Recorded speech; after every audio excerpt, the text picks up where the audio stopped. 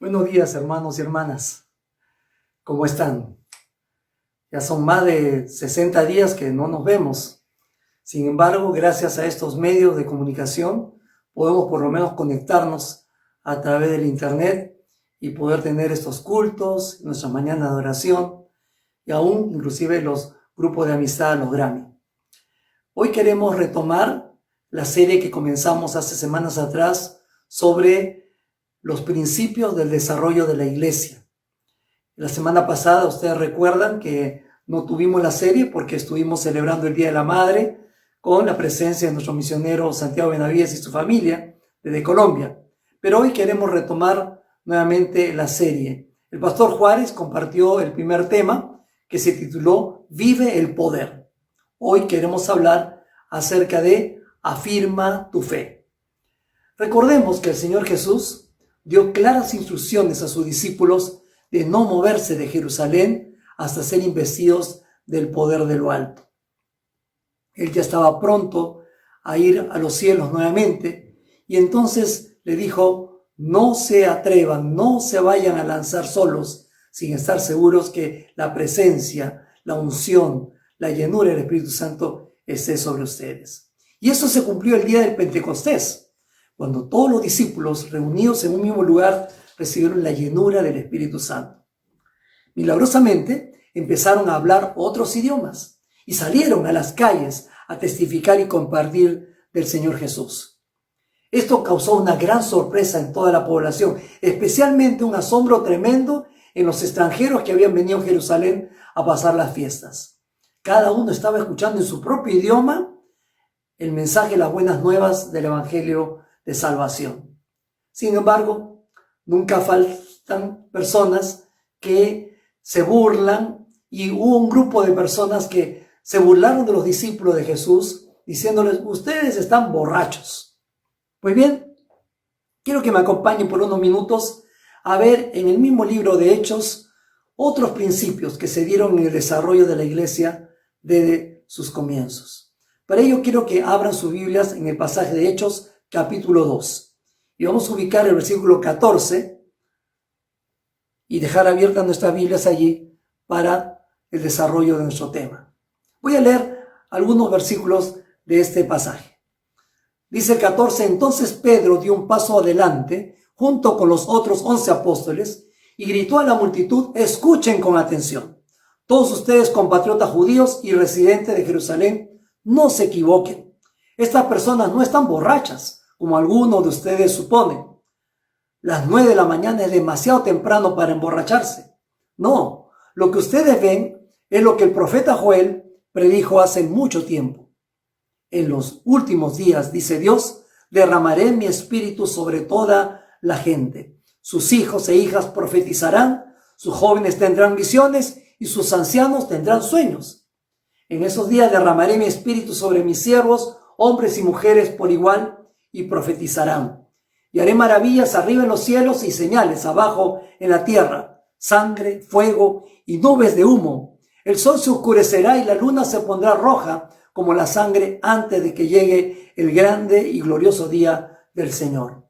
Pero todo el que invoque el nombre del Señor será salvo. Hasta ahí vamos a hacer la lectura y pido que dejen abiertas sus Biblias para seguirme en el desarrollo de la meditación. En este pasaje vamos a encontrar 4 principios que siguieron los primeros cristianos en la afirmación de su fe. Recuerda, el título es Afirma tu fe. Y ellos afirmaron su fe al dar un paso al frente.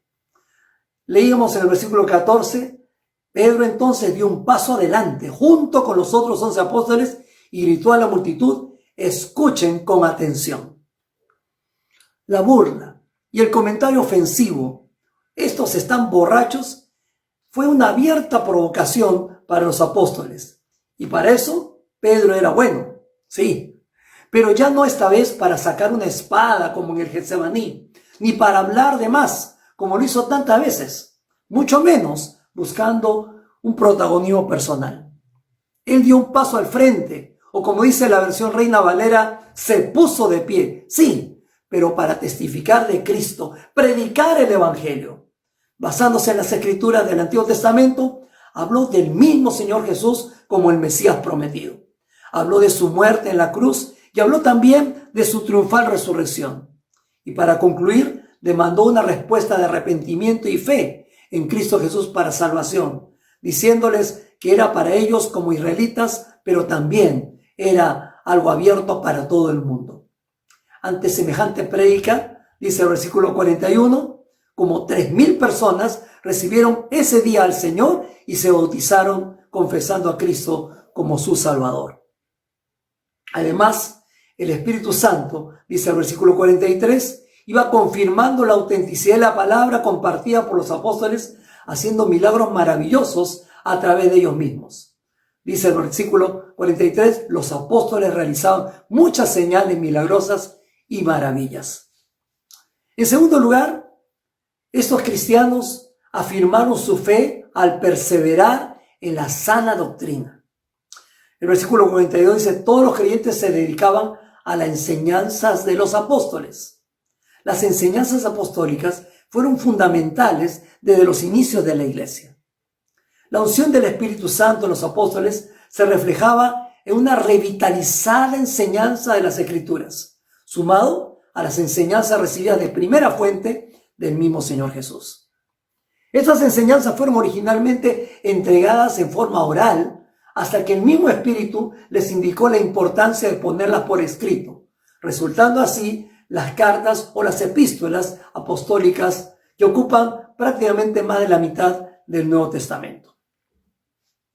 Y estas mismas han dado a su vez pie para miles de libros de doctrina bíblica sobre la salvación, sobre el perdón, la santificación, la vida cristiana, la segunda venida de Cristo, inclusive temas como la ética en el creyente, la vida familiar, las relaciones matrimoniales, etc.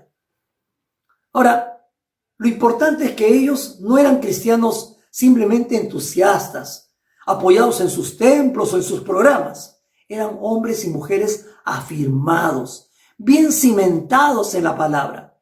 Para ellos, el cielo y la tierra podían pasar, pero no la santa palabra de Dios.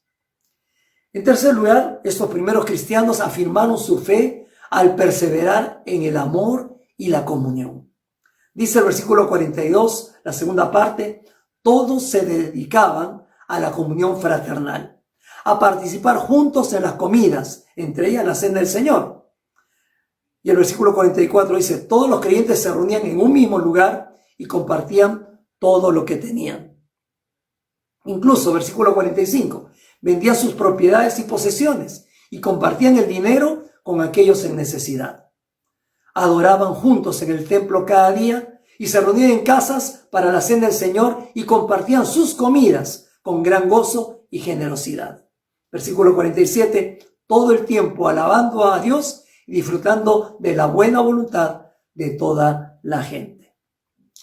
Una de las cosas que notamos en ellos era que el amor y el compañerismo prácticos los caracterizaba como creyentes en Cristo Jesús.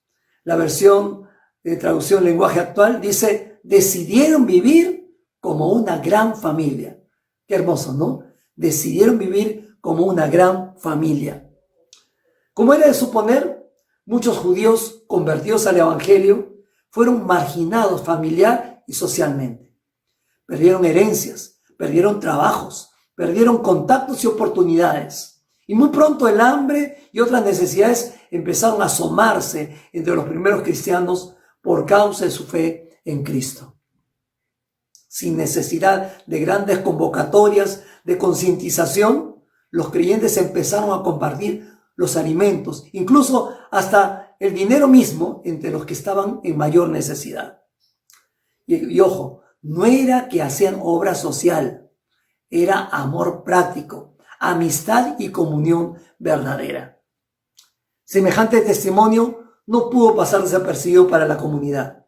Al contrario, ellos empezaron a mirar con simpatía y con buenos ojos a los cristianos a pesar de todavía no abrazar la fe en Cristo. Y en cuarto lugar, encontramos como característica, como principio de afirmación de fe, que ellos afirmaron su fe al perseverar en la oración. Dice en la última parte del versículo 42, todos se dedicaban a la oración. Y hermanos, practicar la oración constante, más que un hábito en ellos, era un estilo de vida. Sí, no era simplemente una costumbre, se volvió una forma de vida, un estilo de vivir. Ellos, más que seguro, recordaban la oración modelo del Señor Jesucristo. Padre nuestro que estás en los cielos, santificado sea tu nombre, y todo lo que usted y yo conocemos. Ellos habían quedado en sus mentes grabadas, en su corazón, esas madrugadas cuando Jesús salía a lugares solitarios como el Monte de los Olivos, y allí a solas el Señor Jesús oraba con el Padre en secreto. Esa fue la clave, la fuente de toda su fortaleza, de su resistencia y el poder espiritual para su ministerio. También ellos recordaban, y quedó imborrable en su memoria, las veces que Jesús oraba cada vez antes de hacer un milagro. Y luego de hacerlo, daba gracias y daba gloria a Dios por la respuesta del Señor. Y por supuesto, estaba en ellos cinceladas en sus mentes las palabras del Señor Jesús: velad y orad para que no entréis en tentación. El espíritu a la verdad está dispuesto, pero la carne es débil. Todo el libro de Hechos está lleno de ejemplos de cómo la oración estuvo presente en la vida de la iglesia de los primeros años. Cuando hubo la llenura del Espíritu Santo, estaban orando. Cuando hubo que sanar a ese cojo de nacimiento en el pórtico de Salomón, oraron al Señor. Frente a las amenazas por haber predicado a Cristo, se pusieron a orar. Cuando ordenaron a los primeros diáconos para colaborar con los apóstoles en la atención de la congregación, allí oraron al Señor pidiendo su dirección. Cuando Dorcas murió y hubo que orar por su resurrección, se juntaron para orar y el Señor hizo que Dorcas resucitara. Pedro mismo, antes de predicar a los gentiles e ir a la casa de Cornelio, estaba allí en Jope orando al Señor. Y cuando Santiago fue ejecutado y Pedro fue encarcelado, la iglesia se unió para orar y clamar al Señor. Más adelante en Antioquía, cuando decidieron enviar a Bernabé y a Saulo al primer viaje misionero, la iglesia lo hizo orando y los ungió para comisionarlos a esta tarea. Y como estos, muchos otros episodios en el libro de Hechos, donde vemos que la oración fue una característica clave de la iglesia cristiana en el primer siglo. Años después, uno de los hermanos menores de Jesús, Santiago, el que escribió justamente el libro que lleva su nombre, dijo: la oración eficaz del justo puede mucho. Y eso es verdad. Cuando nosotros nos ponemos de acuerdo para orar en el nombre de Jesucristo, el Señor y la justicia de Jesucristo sobre nosotros hace posible que la ventana de los cielos se nos abra y la respuesta de Dios venga a nuestra vida. No había momento en el día en que estos primeros cristianos no estuvieran conectados con el Señor. ¿Por medio de qué? Por medio de esa línea directa y sin congestión que es la oración. Como aplicación, hermanos, estos 4 principios en el desarrollo de la iglesia fue la clave para los cristianos del primer siglo. Sin embargo, también para nosotros, los cristianos del siglo XXI, estas claves, estos principios nos ayudan a afirmar también nuestra fe. Por eso, recordemos en primer lugar que debemos estar firmes, un paso al frente, puestos de pie para presentar defensa de nuestra fe y testificar de nuestro Señor Jesucristo. Pedro nos escribe en su primera carta, el capítulo 3, estad siempre preparados para presentar defensa con mansedumbre y reverencia ante todo el que os demande razón de la esperanza que hay en vosotros. Note bien, estar siempre preparados para presentar defensa del Evangelio. Y eso no tiene que ver tan solo con conocimiento, sino que esa preparación debe también ser una preparación espiritual. Estar en íntima comunión con el Señor, estar renovando la llenura del Espíritu Santo en nuestra vida, en esa búsqueda diaria de Él, en esa búsqueda de comunión, en esa santidad práctica, hace que también el Espíritu Santo no tenga dificultades en manifestarse en nosotros cada vez que tengamos la posibilidad de predicar o testificar de Cristo a alguna persona. en los devocionales diarios que estamos haciendo en el libro de Hechos, vimos desde el inicio que Jesús le dijo a sus discípulos y también nos dijo a todos nosotros: ustedes me serán testigos. Esa palabra testigo es muy interesante porque viene de la palabra griega martureo. Y de esa palabra martureo se deriva luego la palabra mártir. La connotación de esta palabra es la idea de estar dispuesto a dar la vida por alguien o por algo en quien uno cree de corazón. Hermano, hermana, si tú y yo creemos de corazón en Jesucristo, no podemos dejar de querer hablar de Él. Y nuestra vida debe estar comprometida para testificar a otros que Cristo quiere ser su Salvador. Si el Señor no te llevaba a ti o a mí antes todavía a su presencia, es porque todavía hay personas a las cuales tú y yo somos deudores de testificarles y hablarles del amor de Dios. Justo en esta semana, en los devocionales de Hechos, hemos visto cómo los discípulos testificaban del Señor después de que Él resucitó.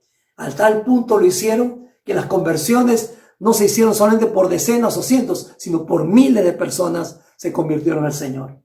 Y también vimos a Esteban, quien fue el primer mártir de la iglesia cristiana.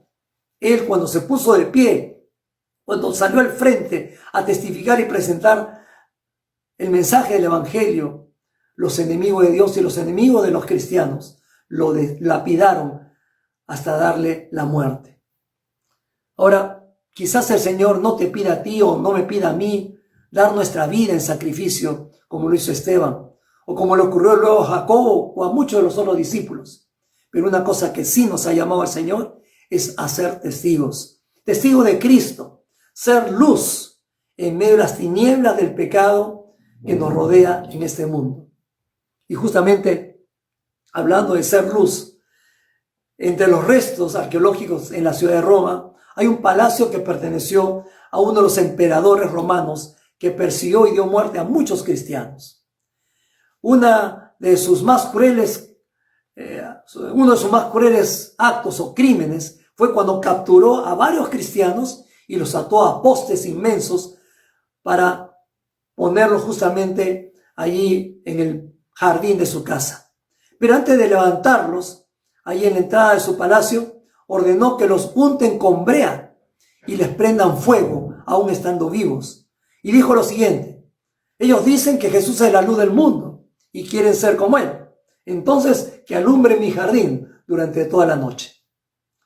A pesar de estos actos de crueldad que se siguen repitiendo durante el primer siglo, lejos de apagarse, la luz del Evangelio siguió encendida.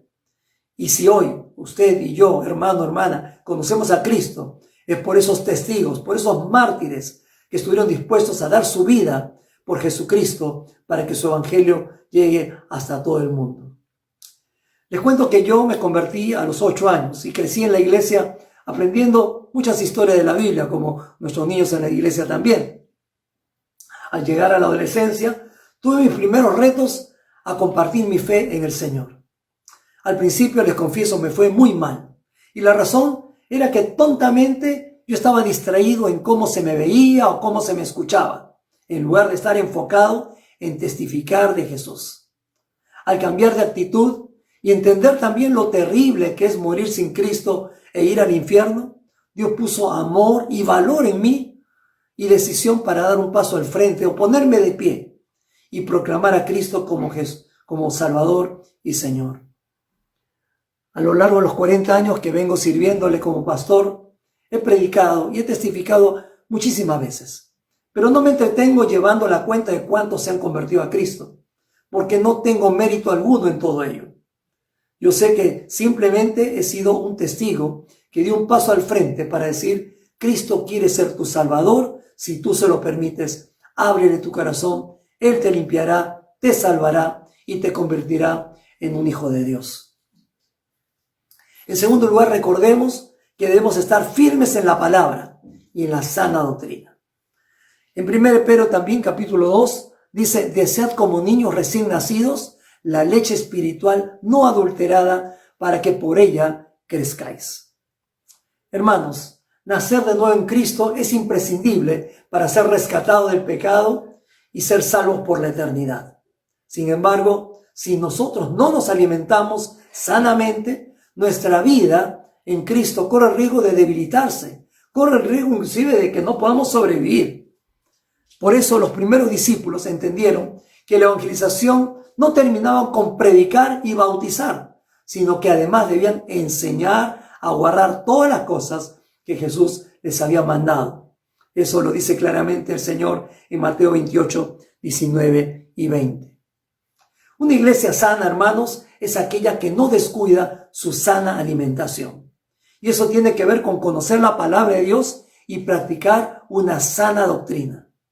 Oseas escribió muchos años atrás, antes de Jesucristo, mi pueblo, hablando de Israel, mi pueblo fue destruido porque le faltó conocimiento.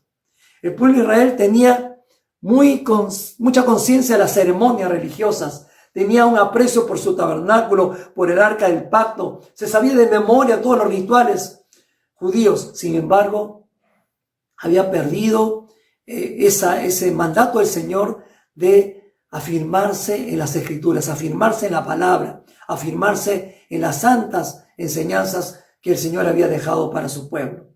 Y eso lo llevó a desviarse del camino, irse tras dioses falsos, irse detrás de las bajas pasiones y perder su identidad como pueblo de Dios. Les decía que conocí al Señor de niño y estoy ya por cumplir 65 años. Los que sacan la cuenta saben que entonces si conocí al Señor a los 8, ya llevo 57 años en los caminos del Señor. Y la clave de no haber abandonado los caminos del Señor, en primer lugar, es la pura gracia de Dios. Pero debo decir también que en segundo lugar, el conocimiento de la palabra ha sido fundamental. A mí, como a algunos de ustedes seguramente, les falta conocer muchísimo más a Dios. Me falta conocer mucho más a Dios. Pero le doy gracias que desde que me convertí, Él me rodeó de pastores y también maestros muy preocupados en enseñarme a entender la palabra correctamente.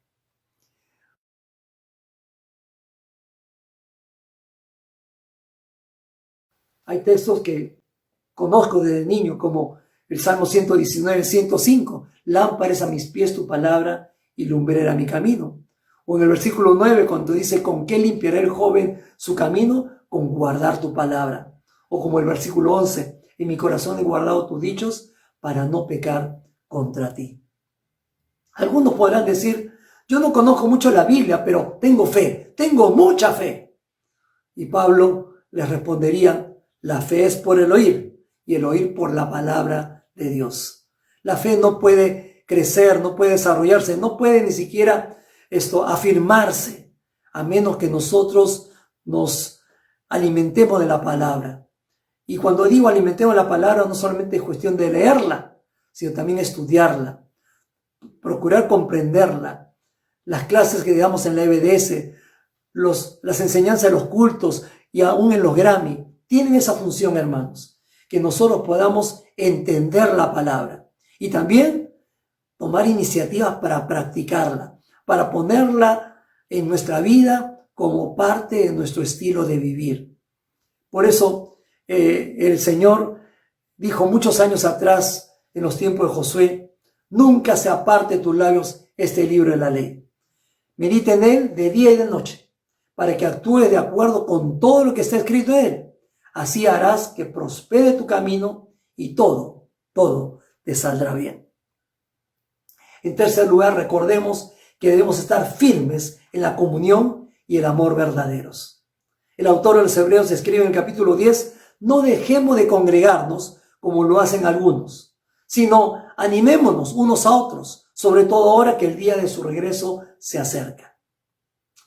Frente a eso, hay un refrán popular que dice, al buen entendedor, pocas palabras.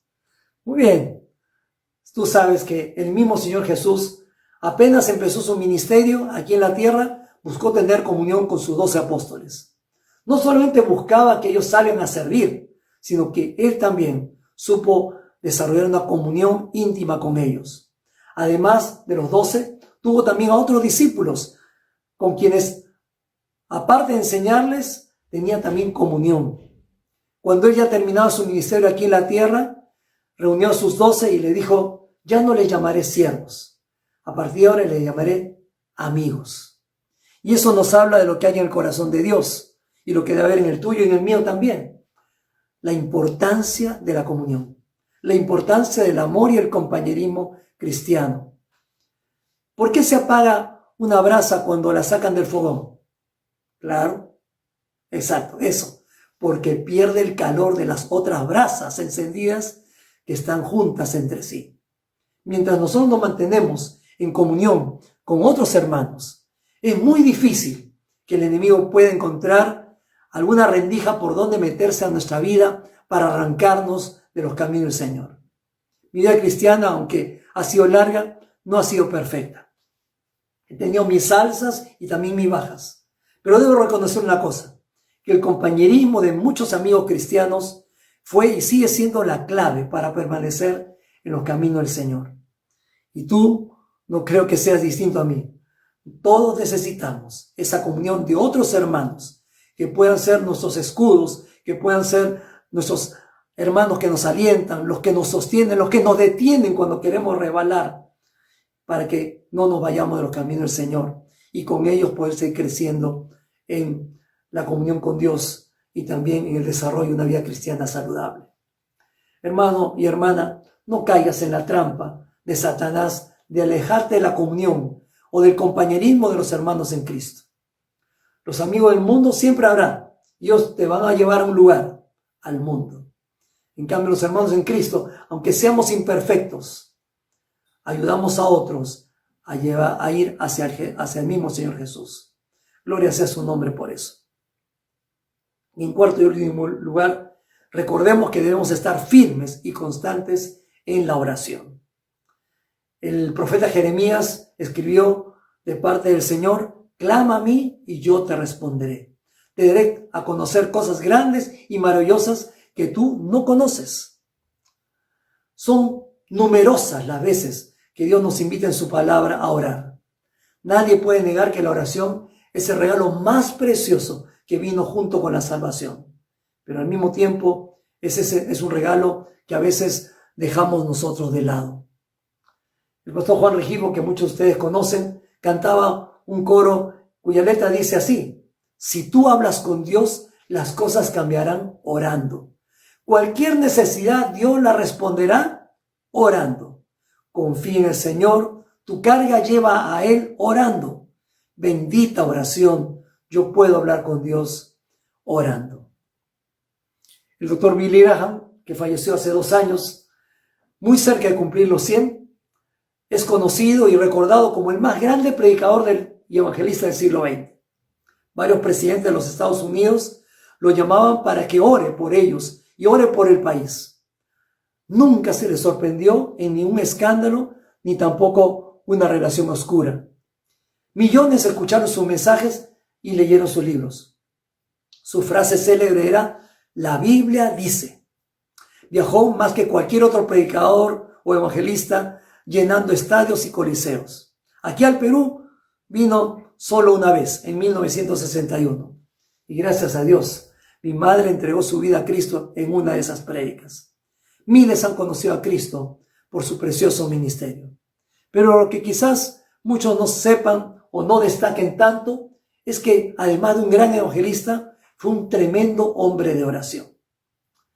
Cuentan sus anécdotas que una vez un periodista lo retó a que demuestre la existencia de Dios sin tener que hacer referencia a la Biblia dice. El pastor Graham lo pensó unos segundos y le respondió: amigo, yo estoy seguro que Dios existe porque hace tan solo unos minutos estuve hablando con él. Muy inteligente, ¿verdad? Pero es la verdad. Él constantemente estaba en oración y esa fue la clave de su gran ministerio. Cuentan sus biógrafos que mientras él estaba en un coliseo, un estadio lleno de personas predicando la palabra de Dios, a unas cuantas cuadras, en otro coliseo, había también miles de personas orando y clamando para que lo que el Señor quisiera hablar a través de él en esa noche fuera palabra de Dios para quebrantar corazones y mover al arrepentimiento para aceptar a Cristo como Salvador personal. No fue el carisma de Billy Graham ni la elocuencia de sus palabras lo que lo hizo un gran evangelista, fue el poder de la oración. Y hermano, No debemos perder la bendición de ser hombres y mujeres de oración. Si la iglesia de hoy ora con Dios, ora a Dios, nosotros veremos cosas que hasta hoy no hemos podido ver en nuestra vida cristiana. Tenemos, acuérdense bien, libre acceso a su trono de gracia solo en el nombre de Jesús. No tenemos que pedir cita. No tenemos que esperar en el hall o en la sala de espera. El Señor siempre está dispuesto a recibirnos cuando nosotros oramos. Oremos unidos, como aprendieron los apóstoles con Jesús. Y aún cuando ya se fue el Señor, siguieron orando juntos, siguieron clamando al Señor. Hagámosle caso al apóstol Pablo cuando nos dice en 1 Tesalonicenses 5, nunca dejen de orar. Vamos a inclinar nuestros rostros, hermanos, y orar al Señor. Señor, afirma mi fe, quitándome todo temor para dar un paso al frente y testificar de Cristo a otros que todavía no te conocen. Ayúdame, Señor, a estudiar tu palabra y obedecerla practicando una sana doctrina. Enséñame a vivir y cuidar la comunión y el amor verdadero con mis hermanos en la fe. Y afirma mi vida de oración contigo para crecer día a día. En el nombre de Cristo Jesús. Amén. Puede ser que alguien de los que nos ven o escuchan todavía no conozca a Cristo como su Salvador personal. Lo invito también a hacer la siguiente oración conmigo. Ore allí, desde el lugar donde usted está. Señor Jesús, repita conmigo. Señor Jesús, reconozco que mi vida ha estado lejos de ti por mucho tiempo, pero hoy quiero acercarme para pedirte perdón por mis pecados. Te pido que me limpies y me conviertas en un verdadero hijo de Dios. Enséñame a orar, Señor, a entender también tu palabra, la Biblia. Dame comunión con mis hermanos y dame el valor de salir al frente para testificar a otros de ti. Amén. Queridos hermanos y amigos, si usted tiene una consulta o quiere compartirnos alguna carga de oración, llámenos al teléfono que aparece en pantalla o escríbanos al correo de la iglesia. Dios le bendiga y tenga una preciosa semana en el poder del Señor.